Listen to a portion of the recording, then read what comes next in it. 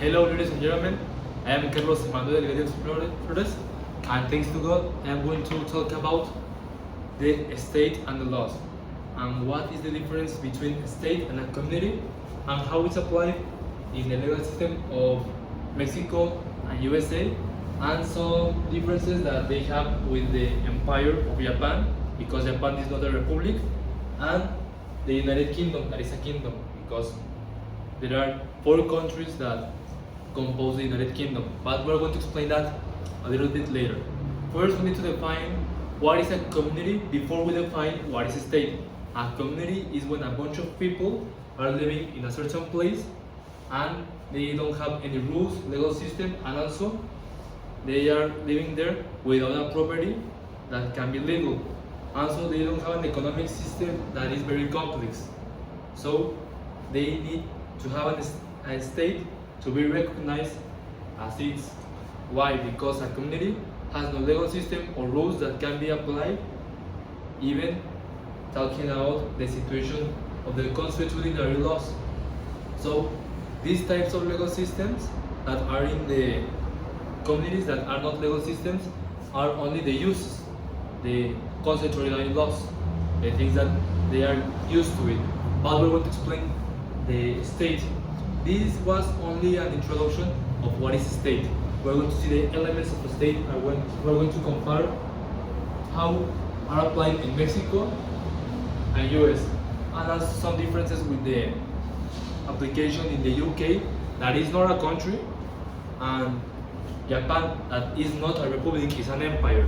First, we need to know that the concept of state is a form of social organization in which they live in a legal system and with a corresponding territory.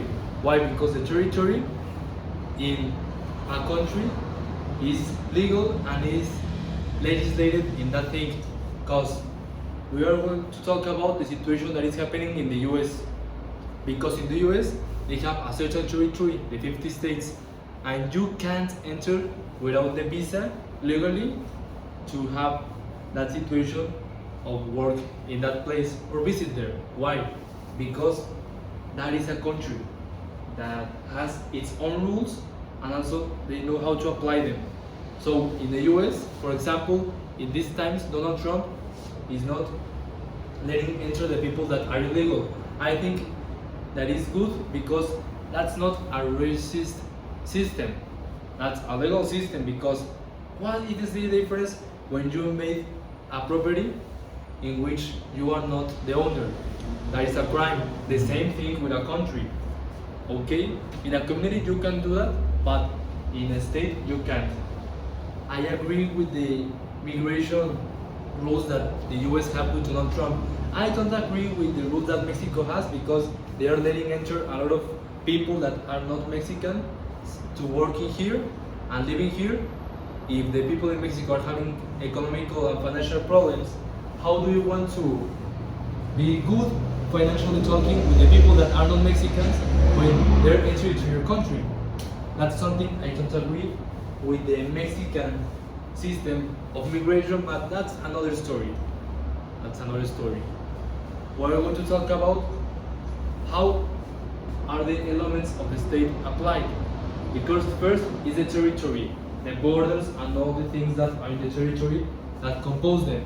Also the population, the amount of people that live in there, and the power, that is the capability of the state to make the rules and make them apply for all the citizens, or that is the main law of the state. We're going to talk about first the territory and its characteristics. First, the characteristics of the territories are these ones. The surface are the land, the sea, and the air. And the political aggregation, the earth's surface, the underground, the atmosphere, and the sea. We're going to put one example. In the Article 27 of the Mexican Constitution, it talks about that all the land of the country is originally from the state. What does that mean? All the things that are in the territory are of the state, but they let to the particulars the private property. But if they want to, they can expropriate and take again those territories only because the public utility and with indemnization, a payment. What does this mean?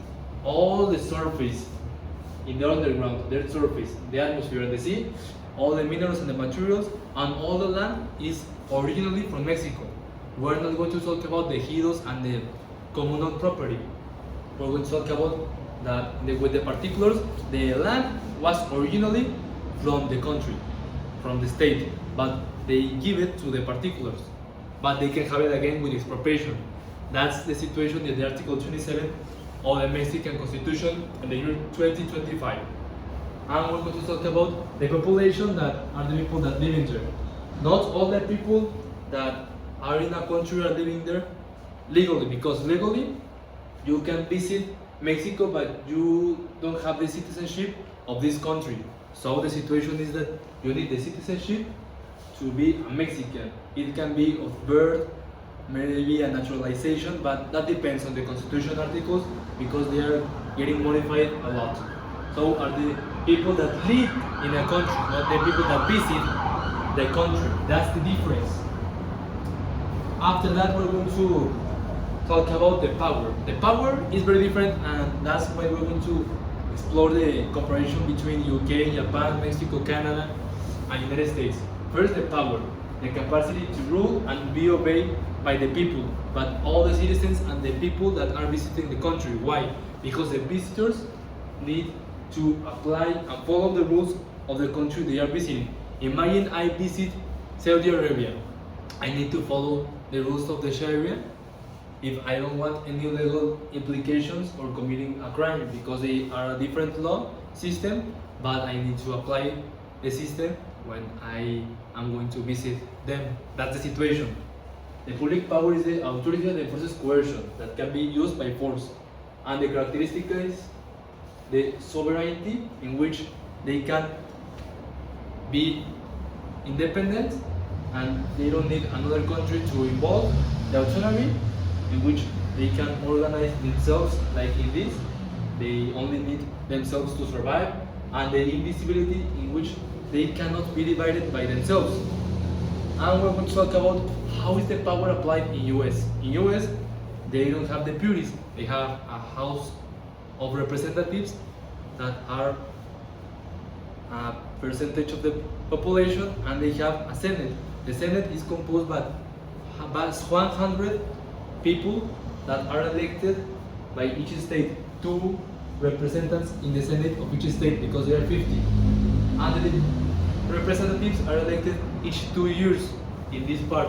And they have the judicial branch, in which the Supreme Court and all the resolutions they give in the president needs to be followed by the federal courts, the statutory courts, to have the president and the continuity of the legal resolutions.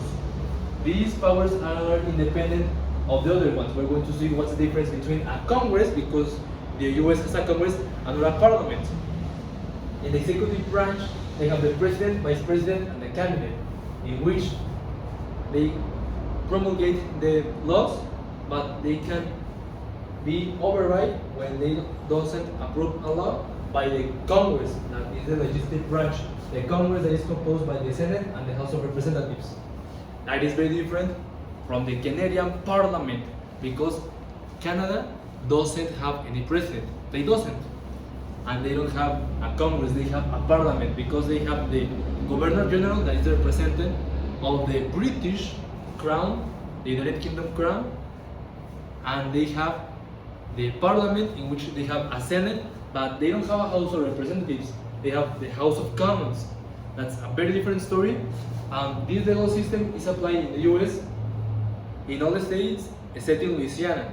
And in the case of Canada, in the territories and the states, no, provinces, sorry, they have 10 provinces, 3 territories, and in this case, 50 states. All are applied in the way of their country, except in Quebec, in Canada, and in Louisiana in the United States. So that's very different. In the case of Mexico, we don't have a parliament, we have a Congress, in which the 500 deputies are elected, 300 are in the relative majority and 200 in the plurinominality.